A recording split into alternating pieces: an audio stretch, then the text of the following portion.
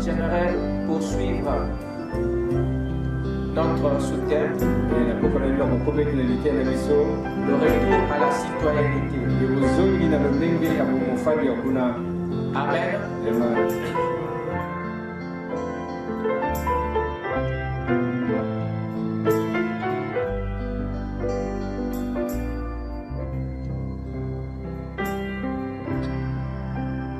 Que le Seigneur vous bénisse. Je vous salue tous ce soir dans le nom du Seigneur Jésus-Christ. Sans plus tarder, nous allons nous lever.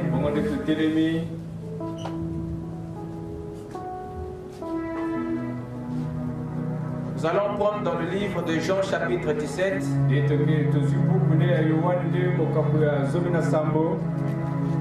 Nous lirons le verset 14 au verset 18.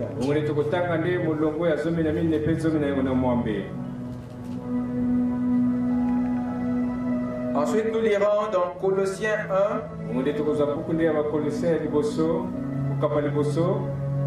Et nous prendrons le verset 12 à 13.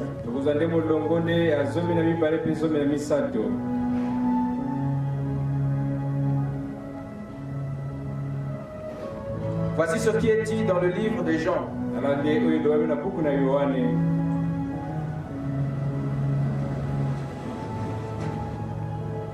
Qu'est-ce que j'ai dit? Jean 14 ou Jean 17? Okay. Voilà, Jean 17, 14.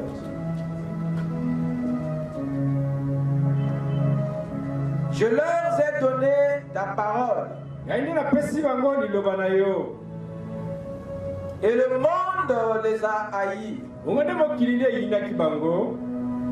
Parce qu'ils ne sont pas du monde. Comme moi, je ne suis pas du monde. Je ne te prie pas de les ôter du monde, mais de les préserver du malin. Ils ne sont pas du monde,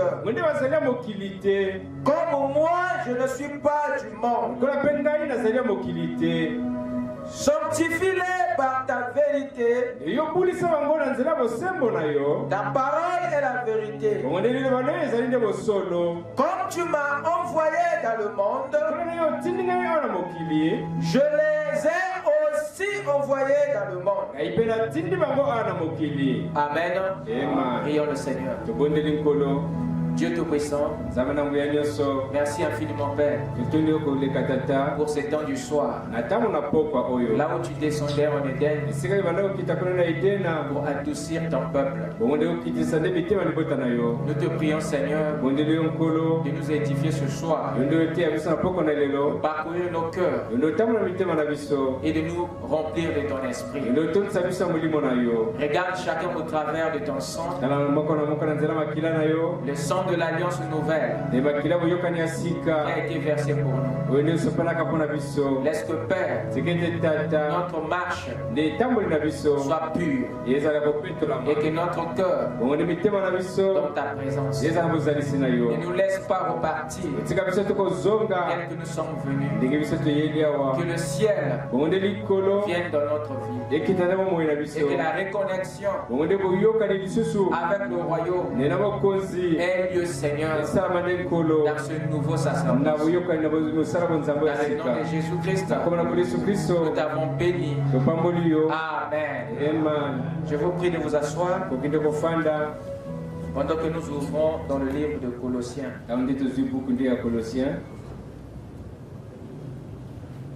Colossiens 1, 12, 13.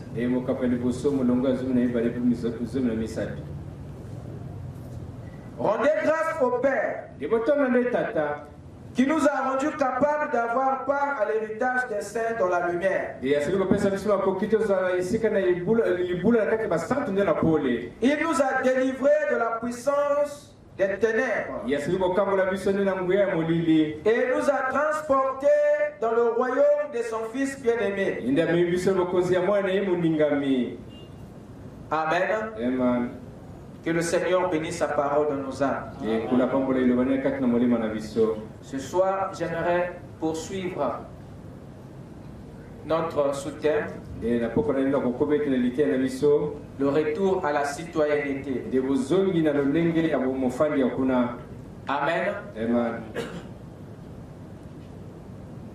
Il y a une question qui m'a été posée. Je vais l'aborder, peut-être que c'est l'interrogation de tout le monde.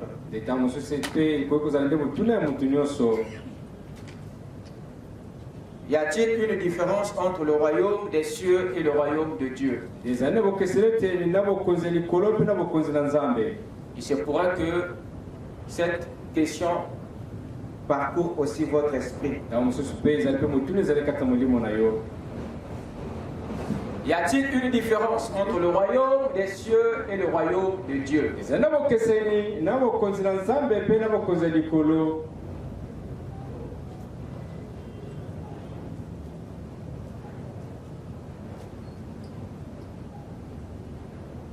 Le royaume des cieux et le royaume de Dieu. Je vais répondre ça en deux volets. La première réponse, c'est non. Il n'y a pas une différence entre le royaume des cieux et le royaume de Dieu.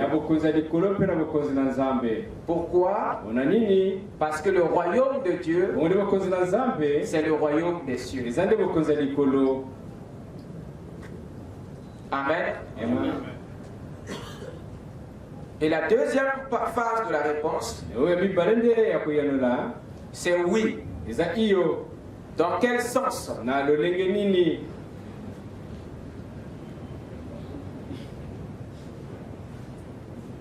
Le royaume des cieux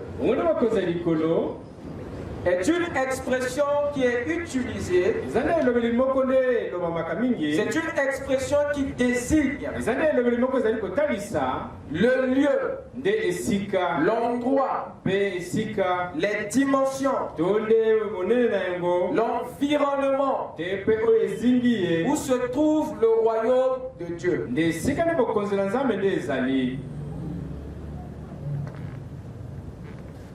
Le mot cieux est en rapport avec place, endroit, environnement, le lieu. Toutefois, quand la Bible parle du royaume des cieux, c'est une expression pour situer le lieu où se trouve le royaume de Dieu, l'environnement, les dimensions,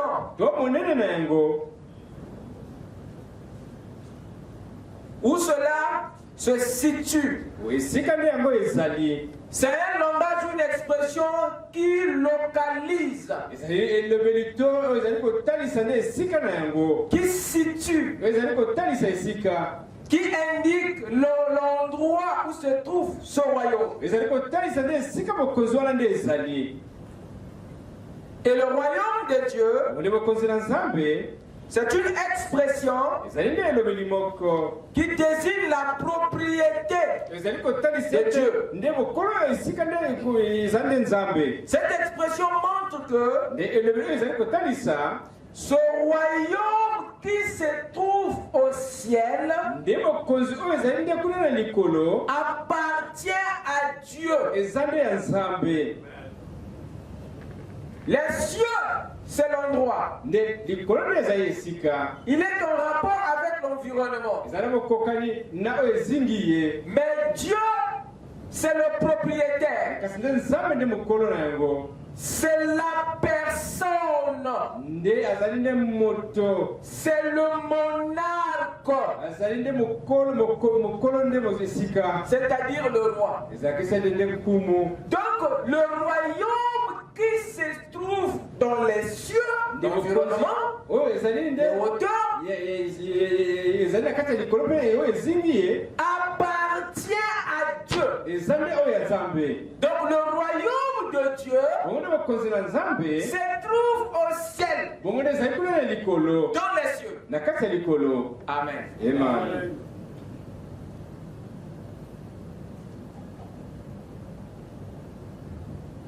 Supposons que la France, c'est le royaume de Macron. La France a des alliés et si quand il y a beaucoup de Macron. S'il faut les situer, nous dirons qu'ils se trouvent en Europe, pas en Asie.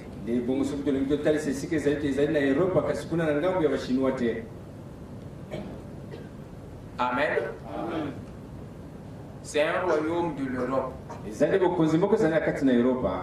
Donc qui se trouve en Europe, pas en Asie. Donc toutefois que vous entendez royaume des cieux, royaume de Dieu, c'est la même chose. Il n'y a pas de différence. Maintenant, si vous voulez aller plus loin dans les détails, comme nous ne voulons pas la confusion,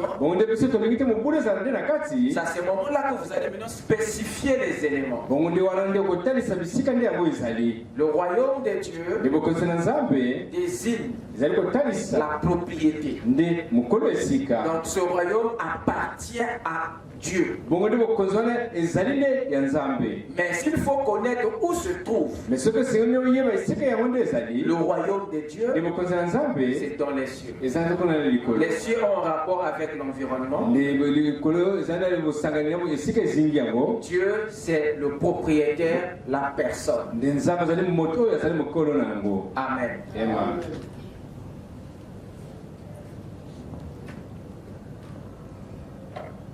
Nous allons repartir un peu dans notre sujet d'étude. Par la grâce du Seigneur, j'aimerais un peu insister sur quelques points qui va vraiment nous aider parce que les bases dont on a besoin se trouvent dans ces petits éléments.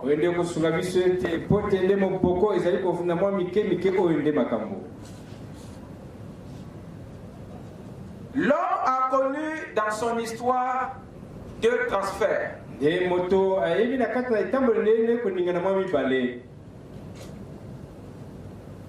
Le premier, c'est celui de Genèse 2, verset 7. Et c'est le transfert qui nous a amenés sur la terre. Celui qui a amené notre esprit sur la terre. Celui qui nous a connectés au corps. C'est le transfert qui nous a amené, qui a amené notre âme sur la terre, c'est-à-dire dans un corps de chair. Nous le voyons de façon symbolique dans Genèse 2, verset 7. Et l'Éternel Dieu souffla dans ses narines un souffle de vie. C'était un exode. C'était un transfert de l'esprit à la chair, du ciel à la terre. C'est par là que nous avons été connectés à notre corps. Quelqu'un m'écoute? Et le deuxième transfert, qui est aussi le dernier, est celui de Colossiens 1, verset 12 à 13. Celui que nous venons de lire. Celui qui nous ramène au royaume des cieux. Ce transfert ramène notre esprit. Ce transfert reconnecte notre notre cœur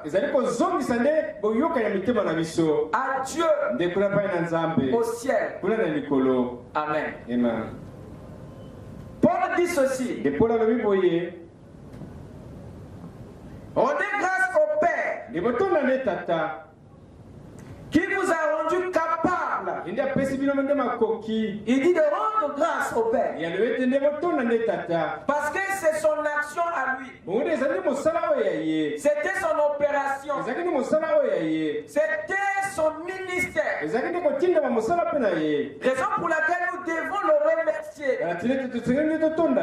Parce que ce retour n'a pas été initié par Adam. C'était l'initiative du Père lui-même.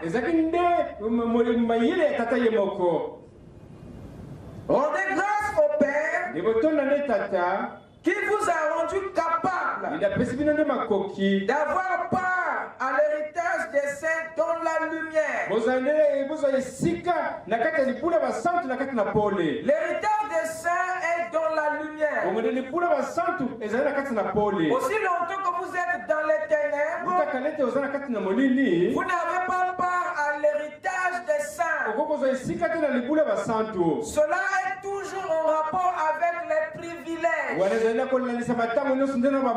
L'héritage, c'est le privilège des nouveaux, des premiers-nés.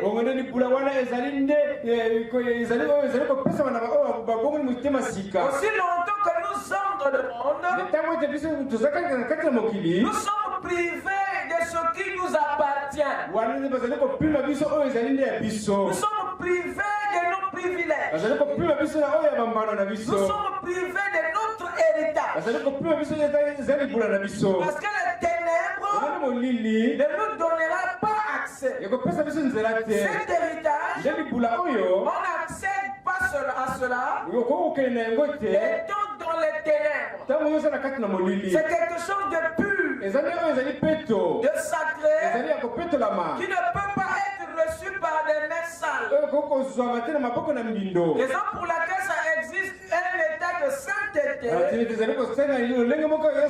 pour avoir accès à cet héritage. Rendez grâce au Père qui nous a rendu capables d'avoir part à l'héritage des saints dans la lumière.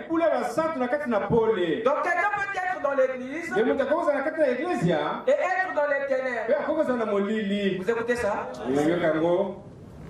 Et dans cet état, ne pas avoir part à l'héritage. Ne pas avoir part au privilège.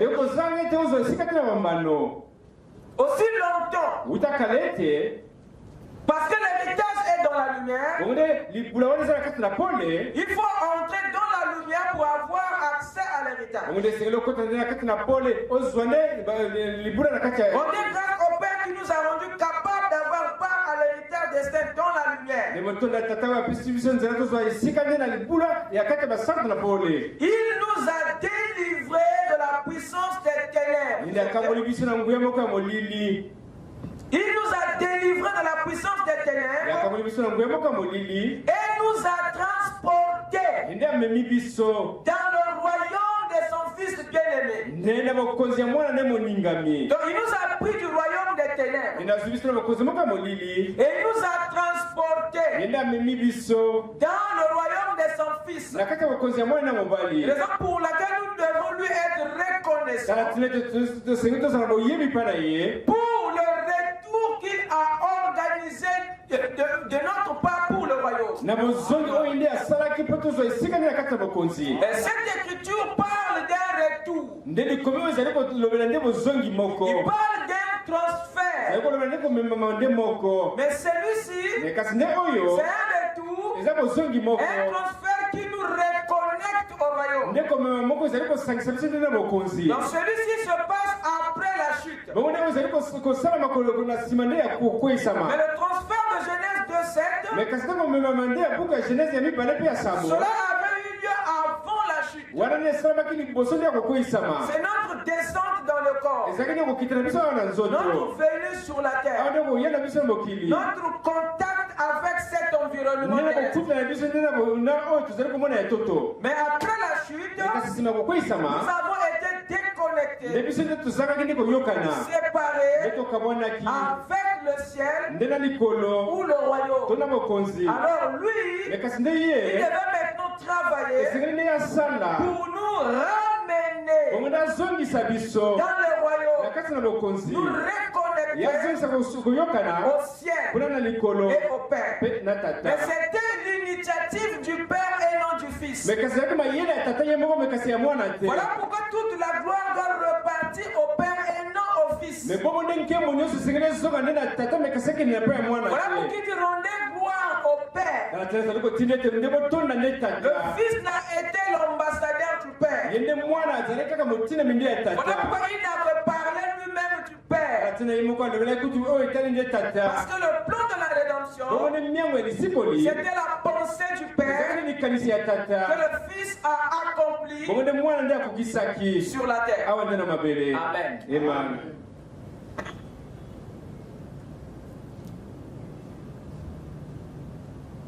Et ce transport, qui est autre que le transfert, le retour ou la reconnexion de notre cœur au royaume. Cette affaire, c'est ça en fait qui nous ramène les deux pieds dans le royaume. Écoutez ce que Hébreux chapitre 10 dit. Lisez avec moi.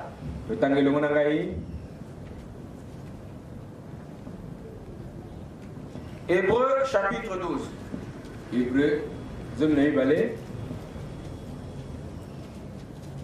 Voilà ce que Paul dit ici. Je prends le verset 18 à 19. Il dit ceci. Vous ne vous êtes pas approché d'une montagne qu'on pouvait toucher et qui était embrasée par le feu, ni de la nuée, ni des ténèbres, ni de la tempête. Donc il nous montre que à cette époque-ci de la rédemption, notre approche de Dieu ou du royaume est différente de celui qui s'était fait au temps de Moïse. Parce que Moïse et le peuple s'étaient rapprochés d'une montagne. S'étaient approchés d'une montagne où il y avait toutes sortes de conditions. Mais ici, Paul fait un rapprochement pour nous montrer que ce n'est pas le cas pour nous aujourd'hui. Le rapprochement du peuple d'Israël de la montagne de Sion n'était que l'ombre et le type du vrai rapprochement d'aujourd'hui.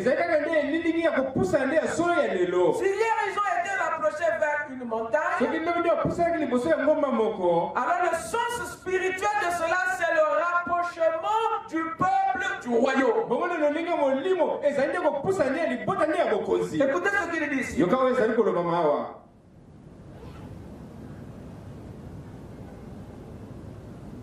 Vous ne vous êtes pas approché d'une montagne qu'on pouvait toucher et qui était embrasée par le feu. Vous connaissez cette montagne? Ni de la nuée, ni des ténèbres, ni de la tempête, ni du retentissement de la trompette, ni du bruit des paroles, tels que ceux qui l'entendirent demandèrent qu'il ne leur en soit pas adressé une de plus. Car ils ne supportaient pas cette déclaration. Prenez le verset 22. Mais vous êtes approchés de la montagne de Sion, de la cité du Dieu vivant, la Jérusalem céleste, des milliers qui forment le cœur des anges, de l'assemblée des premiers-nés, inscrits dans les cieux, du juge qui est le Dieu de tous, les esprits des justes parvenus à la perfection.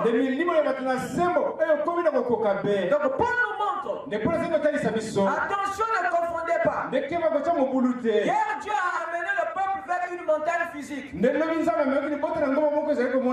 là où il y avait beaucoup de choses qui étaient dites, mais c'était qu'une ombre. Et notre rapprochement d'aujourd'hui n'est pas la même que celle d'hier. Nous aujourd'hui, nous ne savons pas été rapprochés d'une montagne comme celui d'hier,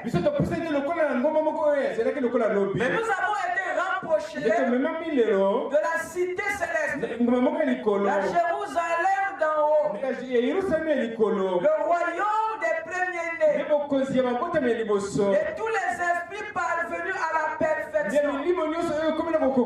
Là où vous trouvez aussi les cœurs des anges, il montre par là qu'il y a un rapprochement, il y a une reconnexion, il y a un retour qui s'est fait aujourd'hui, non d'une montagne, non d'une terre physique, mais d'un royaume, notre pays d'origine. Là où nous avons des esprits qui sont des hommes et des femmes, y compris des anges. Quelqu'un peut dire amen? Mais les esprits des justes qui figurent dans ce royaume, ils sont des esprits parvenus à la perfection. Ce ne sont pas des corps de chair parvenus à la perfection. Vous devez comprendre le principe de la perfection. C'est un principe qui a un rapport avec votre âme et non avec votre chair. Jésus a dit, soyez parfaits comme qui? Comme votre Père. Il n'a jamais dit soyez parfaits comme le Fils. Il dit soyez parfaits comme votre Père céleste est parfait. Donc Jésus parlait de la perfection de l'esprit. Parce que le Père c'est l'esprit. Nous avons tous été concernés dans une perfection de l'esprit. Donc c'est pas la perfection de la chair, le Fils, mais c'est la perfection du Père, l'esprit. Et nous devons être parfaits comme le Père. Et la partie de notre être qui est concernée à cette perfection, c'est votre esprit. Quelqu'un peut dire amen? Raison pour laquelle le chemin de cette perfection commence à la nouvelle naissance. Et le corps ne peut pas naître de nouveau, à moins qu'il doit mourir. On enterre, dites amen, mais celui qui va ressortir, ça ne sera plus le même. De la même manière, lorsque ton âme naît de nouveau, celle qui renaît là est différente de la première. Le cœur change. Ce n'est plus la personne d'hier. Car les choses anciennes sont passées. Parce que les choses sont devenues nouvelles. C'est une nouvelle créature. Une nouvelle création. Dites amen.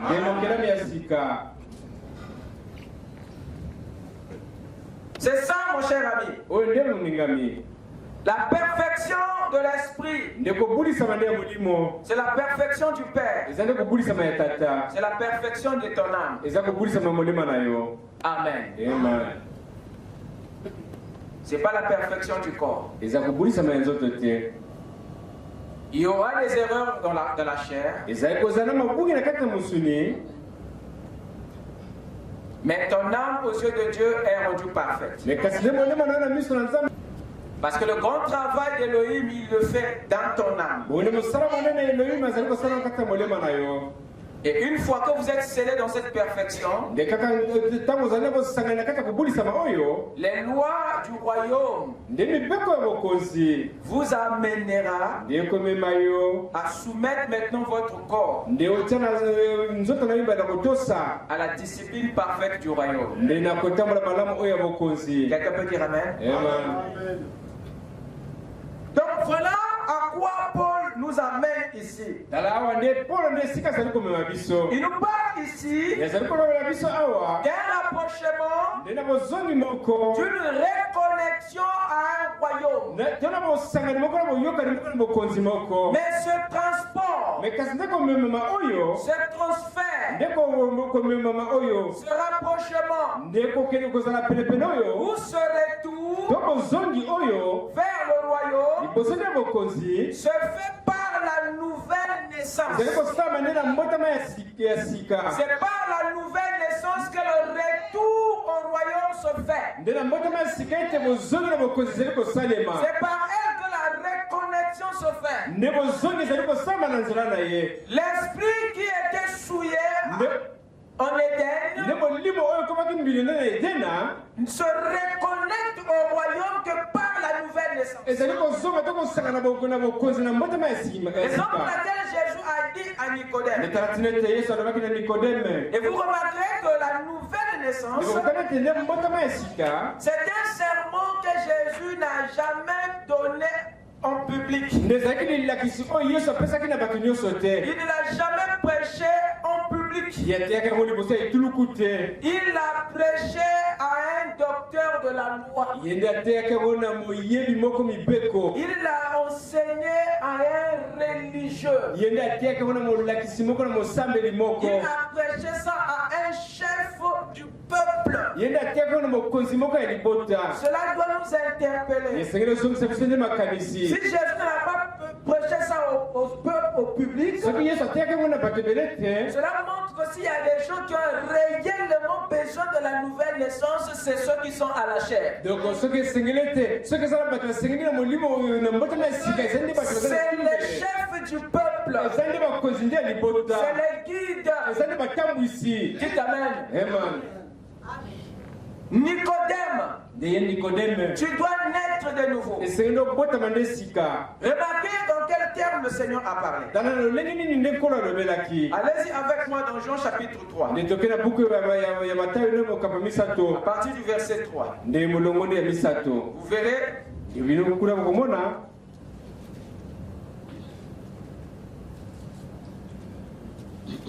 Jésus dit ceci.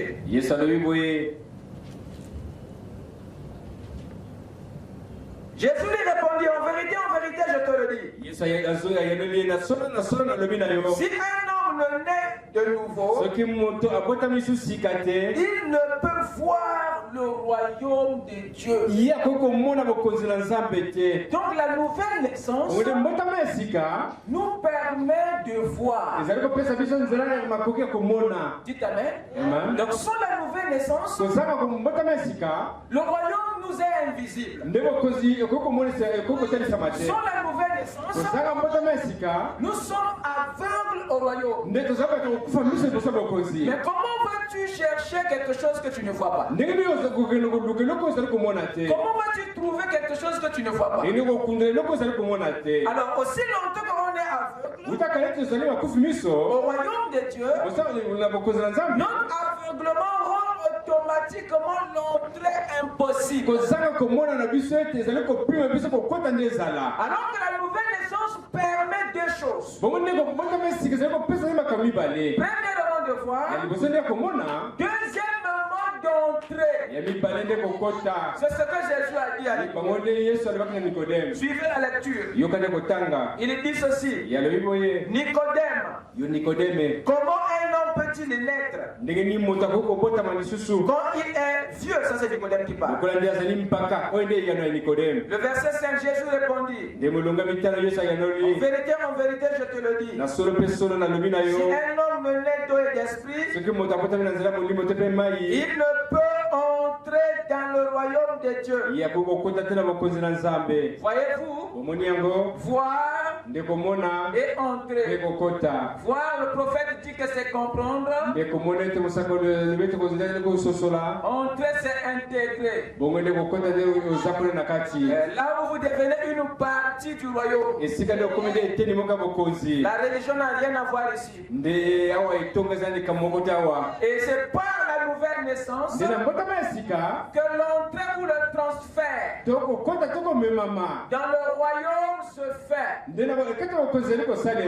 Amen. Amen. Amen. Et une fois que l'entrée dans le royaume est effective, alors Dieu restaure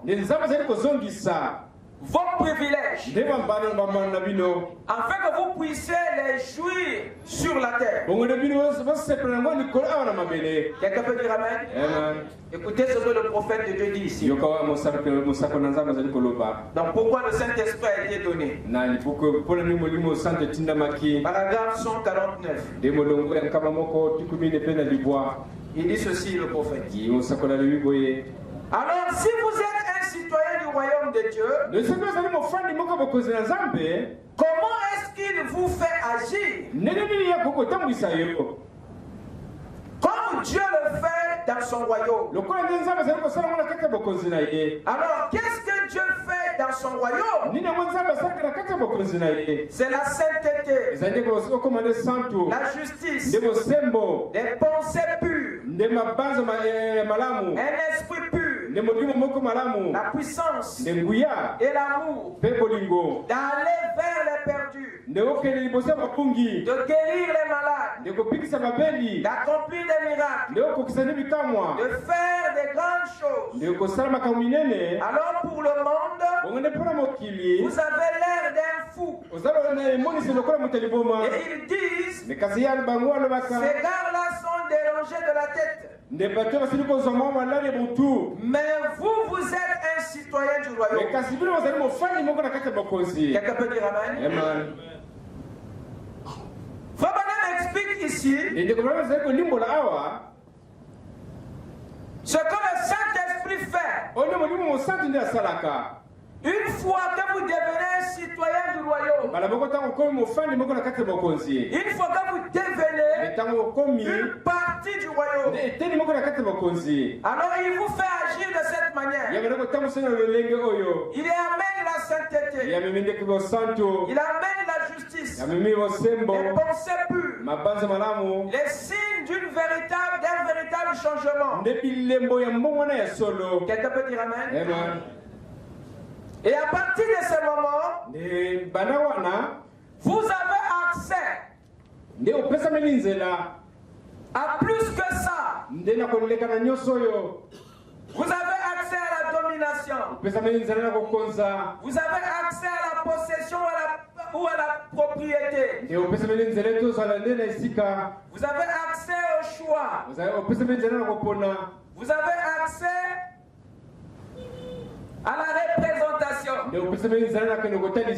Et toutes ces choses, une fois que né de nouveau, vous ne les faites plus par vous-même.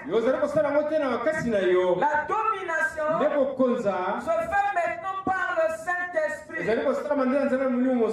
Votre possession ne se fait plus par vous. Se fait maintenant par le Saint-Esprit. Et votre choix ne se fait plus par vous. Il se fait par le Saint-Esprit. Même la représentation, ce n'est plus vous directement qui représentez Dieu, mais c'est le Saint-Esprit en vous, par vous, qui représente Dieu. Tout ceci se fait maintenant par le Saint-Esprit. Je ne permets plus que vous le fassiez par vous-même. Sinon, l'histoire risque de se répéter. Le Saint-Esprit prend le contrôle parole de votre vie, afin que ça soit lui qui influence le monde par vous. Que ça soit lui qui possède les choses par vous. Que ça soit lui qui fait des choix par vous. Que ça soit lui qui représente Dieu par vous. Quelqu'un peut dire amen? Amen. Ouvrez 1 Corinthiens 4, le verset 20. 1 Corinthiens, chapitre 4. Paul dit ceci.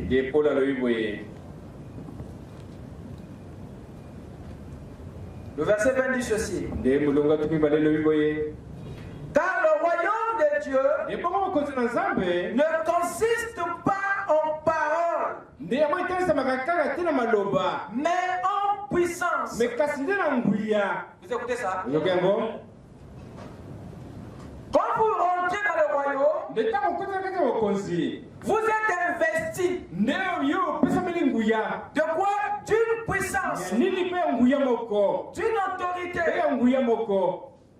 afin d'influencer votre vie et votre environnement par cette puissance.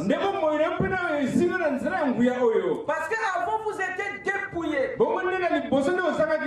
Cette fois-ci cela est restauré, mais par le Saint-Esprit. Il est maintenant derrière cette puissance que le royaume vous a restauré. Ce qui revient à dire que cette domination va au-delà des paroles,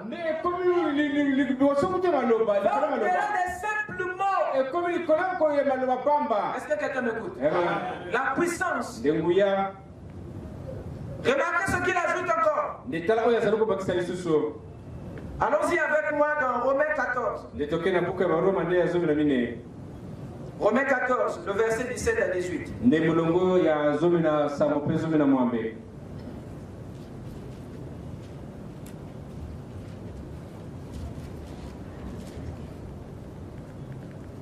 Il dit ceci. Car le royaume de Dieu, ce n'est pas le manger et le boire, mais la justice. My God. Dans le premier livre que nous avons lu, il a dit que le royaume de Dieu ne consiste pas en paroles seulement, mais en puissance. Donc si vous n'êtes pas dans le royaume, vous n'avez pas cette puissance. Il s'agit ici de la véritable puissance de Dieu qui vous permet d'influencer de la bonne manière, de dominer de la bonne manière, de contrôler. Amen. Et là il dit que le royaume de Dieu, ce n'est pas le manger. Ce n'est pas le manger et le boire, mais la justice, la paix et la joie par le Saint-Esprit. Par le Saint-Esprit. Donc la justice là, voyez-vous, la paix, la joie, tout ça, c'est le Saint-Esprit qui amène ça. Donc une puissance par le Saint-Esprit, une justice par le Saint-Esprit, une paix par le Saint-Esprit et une joie que le Saint-Esprit seul crée en toi. Ce ne sont pas des choses que vous trouverez dans le monde, ni dans la religion, mais dans le royaume. Parce que la qualité de la puissance que donne le Saint-Esprit différente de celle que vous trouvez dans le monde. Frère Branham dit que le diable a une puissance. C'est la puissance de Dieu, certes, mais elle est comment? Pervertie. C'est-à-dire une puissance piratée. Donc $1. Une fois le faux dollar comparé devant le vrai dollar. Le choix est comment? Le choix est clair. La lumière ne peut que vaincre les ténèbres. Raison pour laquelle aspirer aux choses d'en haut. Parce que c'est les choses authentiques. Dites amen. Et cette puissance donne le Saint-Esprit. C'est la puissance du royaume. C'est la domination du royaume. Et cette justice que produit le Saint-Esprit est une justice royale. Elle n'est pas comparable à celle des humains. Elle va au-delà de ce que vous connaissez. Dites amen. Et la paix ici, c'est ce qu'il place dans votre cœur. Peu importe la dimension des troubles. Peu importe la manière dont les vagues s'agitent. Le Saint-Esprit restaure en vous la paix qui était en Jésus quand il était dans la barque. Cette paix qui vous garde calme au milieu des tempêtes. Parce qu'il y a quelque chose en vous qui tient les choses sous contrôle. Et c'est cette paix-là que nous voyons dans le royaume. Elle n'est pas mélangée des inquiétudes, des soucis, parce que tout est sous contrôle. Et il y a une joie. Dites amen. Et écoutez, la puissance est en rapport avec votre domination. Cette justice en rapport avec les lois. La paix en rapport avec votre cœur. Et cette joie en rapport avec l'onction. Madame dit qu'est-ce que la joie? Qu'est-ce que l'onction? L'onction c'est la joie du Seigneur qui donne le Saint-Esprit. Et cette onction qui est la joie que le Saint-Esprit donne, c'est pas du fanatisme. Ne confondez pas le fanatisme avec l'onction. Un homme zélé n'est pas forcément un homme onctionné. Nous, dans le royaume, on est onctionné. Il n'y a pas de fanatisme. Parce que nous servons le roi. Dites amen. C'est différent. C'est un produit le Saint-Esprit. C'est l'onction. C'est pas le fanatisme. Non. Non, monsieur. Amen. Amen. Voilà ce que fait le Saint-Esprit dans la vie des citoyens. C'est-à-dire ceux qui sont nés dans le royaume. Alors c'est dans le cadre de la domination qu'intervient les clés du royaume des cieux. C'est toujours dans la domination que Dieu fait intervenir les clés du royaume des cieux. Ces clés sont des lois spirituelles et divines. Quelqu'un peut dire amen? Les clés du royaume font partie des mystères du royaume des cieux, qui permet aux citoyens du royaume, c'est-à-dire les enfants de Dieu, de bien utiliser la puissance, de bien utiliser leur puissance, de bien exercer la domination, d'être influent au maximum sur la nature, l'environnement, et même sur leur chair. Les lois du royaume rendent possible tout ce qui est impossible sur la terre. Les lois du royaume sont des clés qui ouvrent tout ce qui est fermé sur la terre. Et il vous permet d'exercer l'influence. Il vous permet de dominer le monde et le péché dans votre propre vie et dans votre environnement.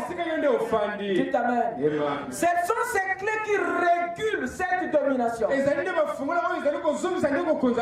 vous permet d'accéder à tous les niveaux de votre domination. Parce que l'influence a des niveaux. La domination a des degrés. Vous allez du premier degré de la domination jusqu'au dernier degré de votre domination. Et parmi les clés du royaume, il y a deux groupes de lois. Vous avez les lois spirituelles et vous avez les lois divines. Voilà les deux groupes de clés. Les lois spirituelles vous introduisent dans la première phase de votre domination. Mais les lois divines vous élèvent dans la dernière phase de votre domination. C'est là où vous exercez pleinement votre autorité. Aussi longtemps que le prince, qui est le fils du roi, est enfant, il n'est pas différent d'un esclave. Pourquoi? Parce qu'il ne peut pas influencer pleinement. Voilà pourquoi on les met sous des tuteurs pour apprendre, dites amen, jusqu'à ce qu'il atteigne un âge, un savoir qui lui permet d'accéder dans une influence totale. Dites amen. Quelqu'un peut dire amen? Donc il y a des lois qui régulent notre domination. Et ces lois sont les clés que Jésus avait parlé. Et c'est ça qui nous permet, une fois maîtrisé, une fois découvert, alors ça nous donne le contrôle sur notre propre corps et sur tous les éléments qui nous environnent. Donc nous, je disais qu'il y a deux groupes de lois. Il y a les lois spirituelles, il y a les lois divines. Ce sont ces deux lois qui chapeautent les lois physiques. Et c'est ça qui vous met au-dessus des lois physiques. Et Dieu place le croyant né de nouveau sous ces lois, afin que vous influenciez le monde naturel dans lequel vous vivez, de façon que vous ne soyez plus soumis. Quelqu'un peut dire amen? Écoutez ce que Frère Madame dit. Je vais lire ici dans la clé de la porte, paragraphe 34. La clé de la porte. Prêché en 1962. Maintenant, une clé, alors que nous lisions. J'ai remarqué ici que cet ange ange est descendu du ciel avec la clé dans sa main. Je crois que c'est dans Apocalypse chapitre 13 ou chapitre 19 que nous voyons un autre ange qui vient aussi avec une clé. Et une clé, le but d'une clé, c'est de déverrouiller quelque chose qui a été verrouillé, ou quelque chose qui a été verrouillé, qui devait être verrouillé. Et c'est dans le but là qu'une clé est donnée. Quelqu'un peut dire amen? Il y a des choses que le diable ferme pour que tu ne puisses pas avoir accès à ça. Simplement par sa jalousie, il peut vous fermer certaines portes. Mais les clés que le Seigneur nous a données, elles sont des clés qui ouvrent tout ce que le diable peut fermer. Ce sont des clés passe-partout. Toutes les cellules. Ces clés se conforment à toutes les cellules de l'ennemi. Vous écoutez ça? Donc, lorsque Dieu vous donne ces clés, c'est pour que vous ayez accès au contrôle. Quelqu'un peut dire amen? Parce que le diable verrouille. Il connaît beaucoup au sujet de vous que vous-même. Raison pour laquelle Dieu donne ses clés. J'insiste. Quand Jésus disait que je te donnerai, il ne parlait pas de la remise des pièces métalliques à l'église. Je te donnerai signifie je t'enseignerai. Je te révélerai les principes, les lois du royaume des cieux. Il parlait là de lois spirituelles et divines qui te permettra de lier ou de délier. Dites amen. Écoutez ce que le prophète ajoute. Paragraphe 68. Vous savez, une clé qui verrouille, une clé qui verrouille, déverrouille aussi. Vous écoutez ça? Déverrouille aussi. Car peut délier ou lier. La même clé qui verrouille, déverrouille. Vous écoutez ça? La clé qui déverrouille peut verrouiller. C'est tout à fait exact. Vous voyez? Parce que ça fonctionne dans les deux sens. Comme c'est pitoyable que l'Église ait perdu sa vision de cela. Crie au scandale. Parce que l'Église a perdu la vision des clés. La vision de cela. Que c'est triste que l'Église soit vendue au credo. Comme nous l'avons fait aujourd'hui. Et qu'elle appelle maintenant à l'union. Amen. Paragraphe 51. D'habitude, une clé, eh bien, elle sert à verrouiller la serrure. Et quand vous trouvez une clé, c'est qu'il y a un trésor. Quelque chose qui en vaut la peine. Sinon, on ne le verrouillerait même pas. Quand ça ne vaut pas la peine d'être verrouillé, on ne s'occupe pas. Mais quand ça en vaut la peine, on verrouille.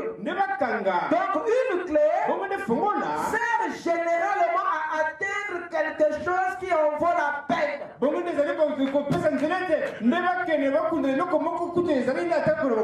Y a-t-il quelque chose que tu veux atteindre? Y a-t-il quelque chose qui en vaut la peine dans ta vie? Permet d'atteindre ce qui vaut la peine. Dites amen. Dites amen. Il continue. Une clé sert généralement à atteindre quelque chose qui en vaut la peine. C'est à cela que sert une clé. Elle va donc déverrouiller quelque chose qui en vaut la peine. Amen. Paragraphe 36. Aucune clé ne peut déverrouiller une porte tant qu'elle n'est pas maniée par une main. Il faut quelqu'un pour manier une clé. La clé elle-même ne peut pas se manier elle-même. Il faut quelqu'un pour utiliser la clé. Voilà pourquoi le Seigneur avait trouvé bon de donner la clé à l'église. Parce que c'était le groupe de personnes idéales pour manier la clé. Et je crois ce soir, Dieu a trouvé le groupe approprié pour manier la clé. Et c'est toi qu'il a choisi ce soir pour remettre la clé entre tes mains pour que tu puisses atteindre ce qui vaut la peine dans ta vie. Et cette clé ouvre la porte là où se trouve quelque chose d'important. Dites amen. Que ça soit la paix, que ça soit la promotion, que ça soit le travail, que ça soit les enfants, que ça soit ceci, que ça soit cela. Cette clé agit dans les deux sens. Quelqu'un peut dire amen. Et ta main à toi, c'est celle qui a été choisie pour recevoir, pour connaître ces principes. Amen. Amen. C'est très important, mon frère. C'est très capital. Les clés du royaume des cieux nous donnent accès à notre autorité, nous donnent accès à l'influence. C'est ça qui nous permet de posséder ce qui nous appartient, d'avoir le contrôle de tout. Alors écoutez, parlons maintenant d'abord des lois spirituelles. Qu'est-ce qui se passe? Jésus dans Jean 14 verset 12, il nous a parlé des deux types d'œuvres. Il a parlé des œuvres de Jésus et il a parlé des plus grandes œuvres de Jésus. Et le prophète en a aussi parlé. Écoutez qu'est-ce qui se passe. Il parle des œuvres de qui? De Jésus. Et deuxièmement, il parle des plus grandes œuvres de Jésus.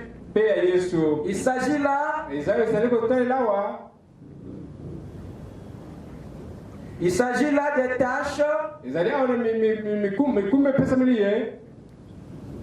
que chacun est exerce dans la vie, qu'est-ce qui se passe? Les œuvres de Jésus et les plus grandes œuvres de Jésus, ce sont des œuvres auxquelles nous sommes appelés au temps de la fin.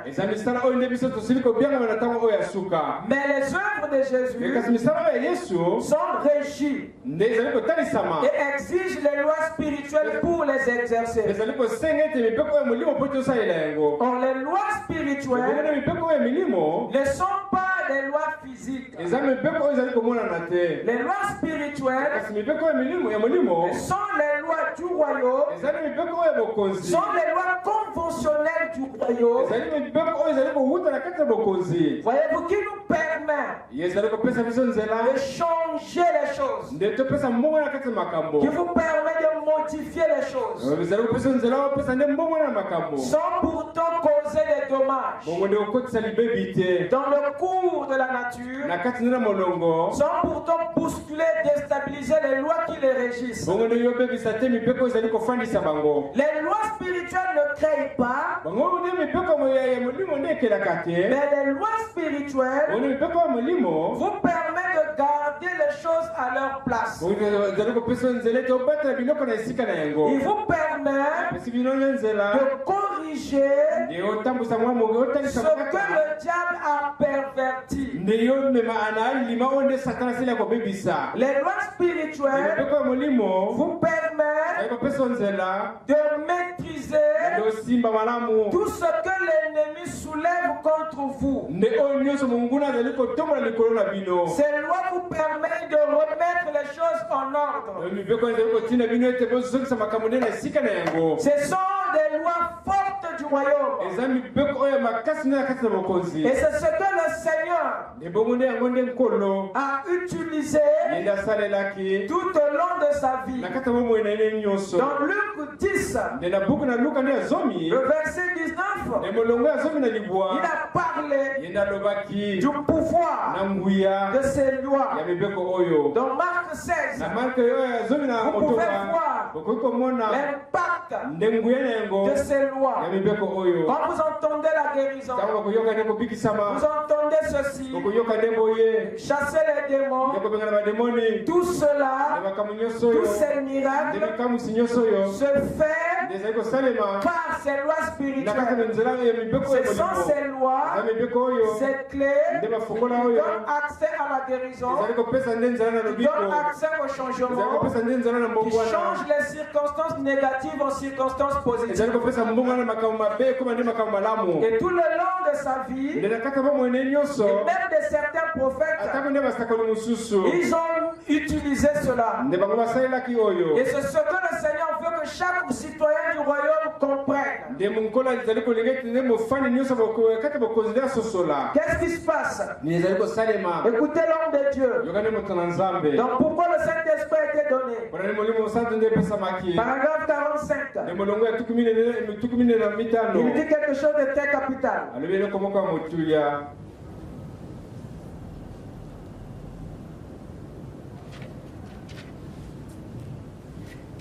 Il dit ceci.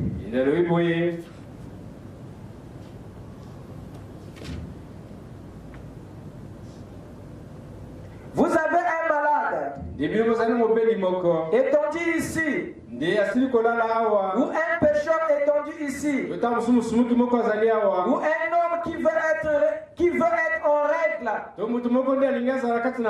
qui ne peut pas arrêter de boire, qui ne peut pas arrêter de fumer, qui ne peut pas arrêter de convoiter.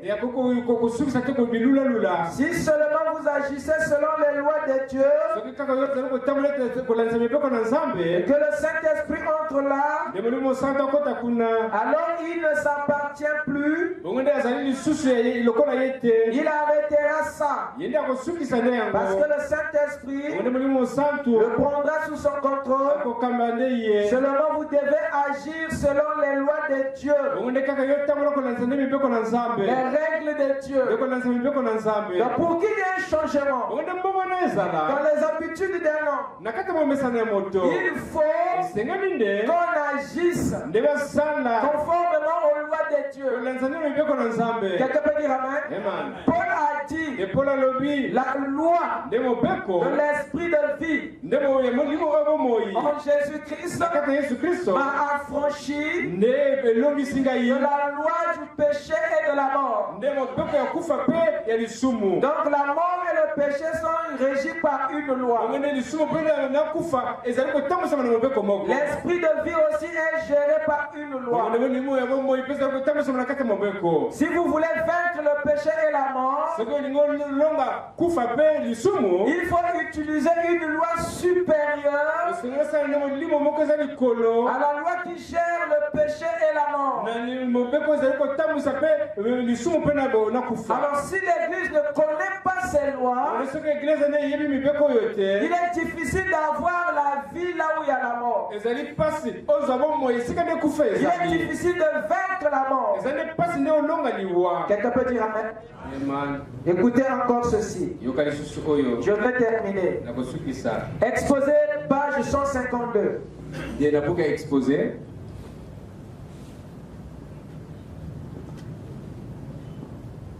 Les lois spirituelles sont des lois de changement. Sont des lois qui nous permettent à nous de changer les choses, de corriger les choses, de ramener les choses à leur place. Lorsque le diable soulève le vent pour l'envoyer contre toi, c'est les lois spirituelles qui te permettent de ramener le vent à sa place. Lorsque le diable se sert d'un élément, il déplace un élément de sa place pour que cette chose meure. Toi, avec les lois de Dieu, tu peux restaurer, ramener cela à sa place. Est-ce que quelqu'un m'écoute? 152. Le prophète explique ici quelque chose en rapport avec les lois. Après avoir quitté l'armée et être devenu un dirigeant de l'église, il milita activement contre l'idolâtrie. Il a combattu activement contre l'idolâtrie. Il abattait les idoles. C'est Martin, il parle ici de Martin. Il brisait les statues et renversait les autels.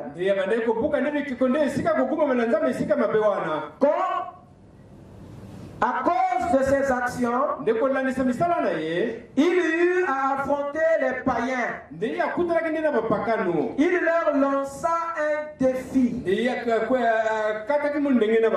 tout à fait semblable à celui d'Élie devant les prophètes de Baal. Il offrit de se faire attacher à un arbre du côté où celui-ci s'inclinait.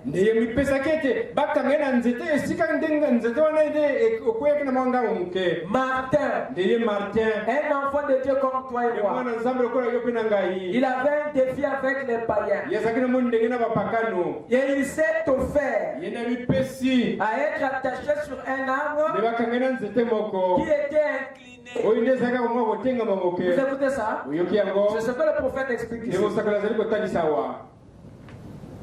Il suffit de faire attacher à un arbre du côté où celui-ci s'inclinait. De sorte que l'arbre l'écrase quand on la battrait. À moins que Dieu n'intervienne pour faire retomber l'arbre du côté opposé. Rusé, les païens l'attachèrent à un arbre qui poussait au flanc d'une colline.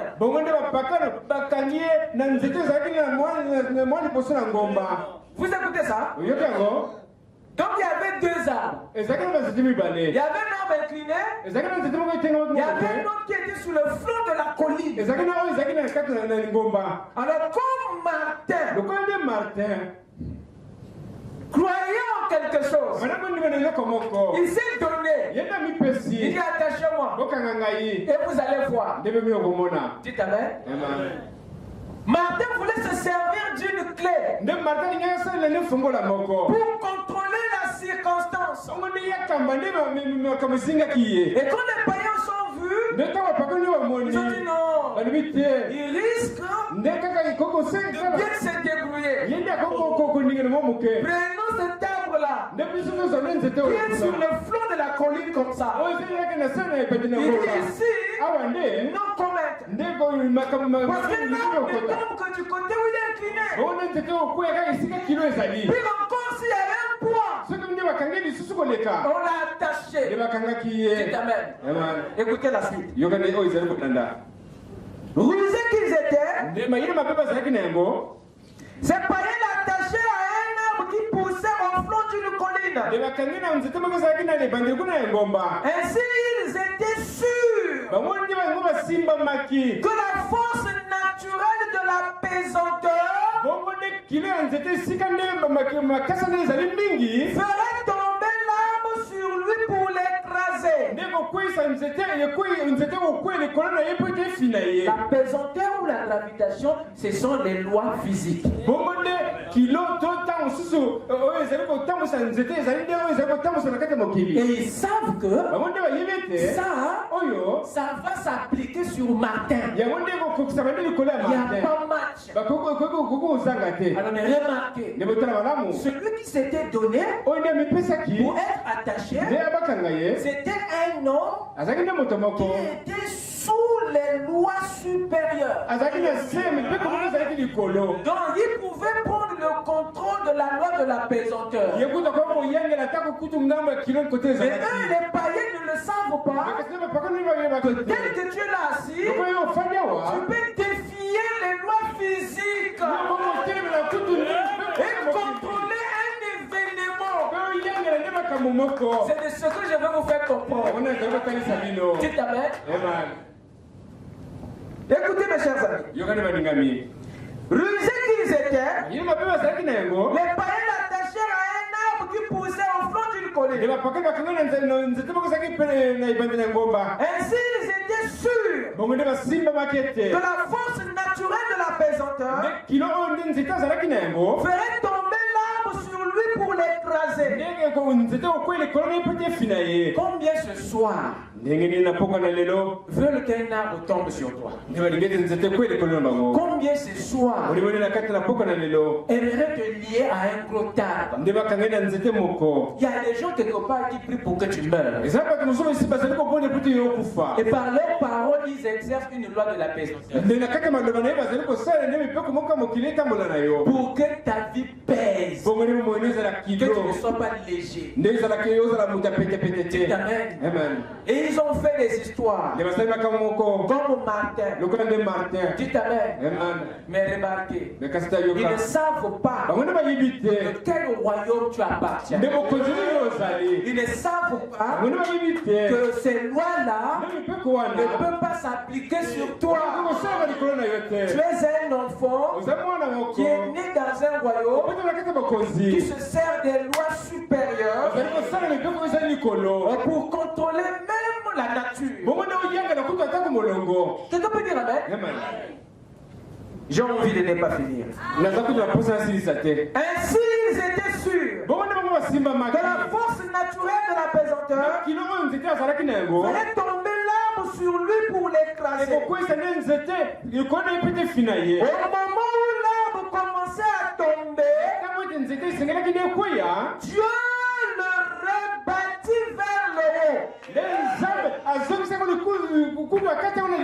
À l'encontre de toutes les lois de la nature.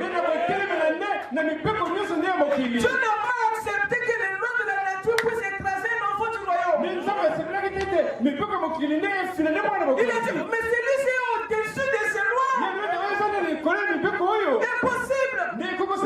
D'autres lois supérieures ont intervenu.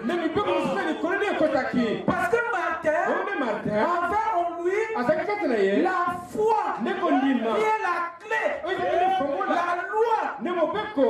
Dites amen. Yes. Amen. Il dit quoi? Au moment où l'arbre commençait à tomber, Dieu l'a rabattu vers le haut, à l'encontre de toutes les lois de la nature. Mon frère, j'ai envie de te dire que les gens vont se poser des questions. Tu as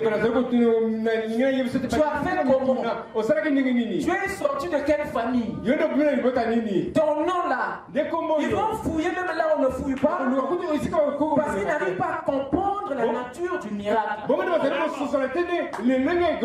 Mais ils oublient que le Seigneur avait promis de nous donner les clés. Il y a quelque chose en toi qui exerce une influence dehors. Et c'est ça qui modifie chaque fois, qui transforme le mal en bien. Il y a quelque chose qui change toujours des événements. Ça commence toujours mal, mais ce qui est en toi fait que ça termine toujours bien. Depuis qu'on te cherche, tu es toujours en vie. Dites amen. Amen. Nous sommes sous d'autres lois. Et il y a d'autres lois qui nous gèrent. Laissez-moi terminer la citation. Donc, au moment où l'arbre commençait à tomber, Dieu le rebâtit vers le haut, à l'encontre de toutes les lois de la nature. Les païens prirent la fuite, et plusieurs d'entre eux se retrouvèrent écrasés sous l'arbre abattu. Que le Seigneur vous bénisse.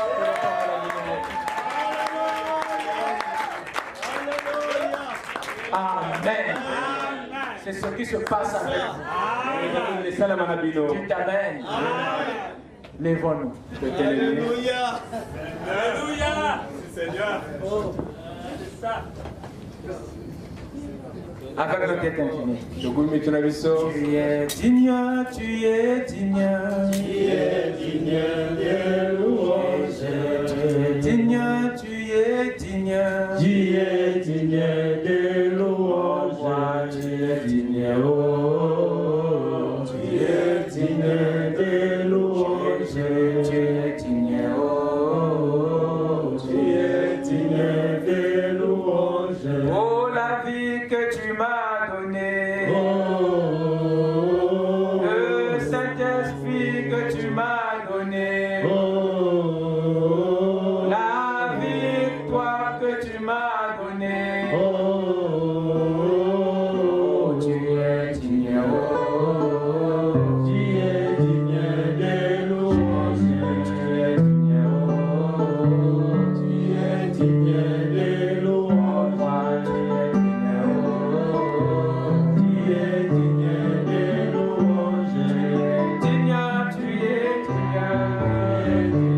de louange. Tu es digne, tu es digne, oh. Tu es digne de louange. Tu es digne, oh. Tu es digne de louange. Tu es digne, oh. Tu es digne de louange. Tu es digne, oh. Élevons tous nos mains au ciel. Invoquons à descendre ce soir dans notre vie et à soumettre chaque homme et chaque femme sous les lois spirituelles et divines du royaume des cieux. Les lois qui chapeautent les lois physiques et naturelles. Les lois qui contredisent toutes les actions du monde des ténèbres. Les lois qui confondent les sorciers. Les lois qui enlèvent les maladies. Les lois qui guérissent les maladies incurables. Les lois qui défient le monde des ténèbres. Les lois qui ouvrent les portes fermées. Les lois fortes de notre royaume. Seigneur, donne cela à chacun de nous. Et soumets chaque homme, chaque femme sous ces lois, Seigneur. Et révèle-nous, Père, chacune de ces clés, chacune de ces lois, afin que nous puissions en faire usage. Chaque fois que les cas sont nécessaires, chaque fois que les conditions les demandent, nous voulons appliquer cela. Car il y a une clé pour chaque demeure. Nous voulons ouvrir chaque porte. Que ce soit la porte que l'ennemi a fermée, afin que nous n'ayons pas accès à notre bénédiction. Seigneur notre Dieu, par ces clés nous aurons la victoire. Comme Martin, Seigneur, nous avons été attachés à un arbre. L'arbre de la religion, l'arbre de l'occultisme, l'arbre du mensonge, l'arbre de la souillure, l'arbre de la tentation. Seigneur, d'une manière ou d'une autre, il y a un agneau et un âne qui a été attaché. Mais oh Dieu tout-puissant, l'humanité espère la mort. Que le péché puisse tuer ton enfant. Que la mort puisse emporter ton enfant. Que la souillure puisse l'emporter. Mais Seigneur Dieu, tu as décrété au ciel, tu as déclaré au ciel que rien n'arrivera aussi longtemps que nous possédons les clés du royaume des cieux. Seigneur Dieu, que la force du ciel intervienne, que la force s'active dans les fils de Dieu, afin d'activer la domination, afin de prendre le contrôle, afin d'influencer la tempête, afin d'influencer, Seigneur, la joie de la pesanteur, afin que l'ennemi, Seigneur, tombe nous-mêmes sur le fardeau de ses lois et qu'ils sont enchaînés pour ses propres péchés. Seigneur, visite chacun de nous, Père, et accorde à chacun, Père, la victoire sur toutes choses. Nous les demandons à toi, Père. Alors nous élevons notre voix à toi, Seigneur des armées. Viens, ô Dieu, et exauce chaque homme et chaque femme, Seigneur. Accompagne-nous, Père. Alors nous demandons cela pour ta victoire, pour ton honneur, dans le nom qui ne faillit jamais, le nom du Seigneur Jésus-Christ, notre Dieu. Amen. Et le Seigneur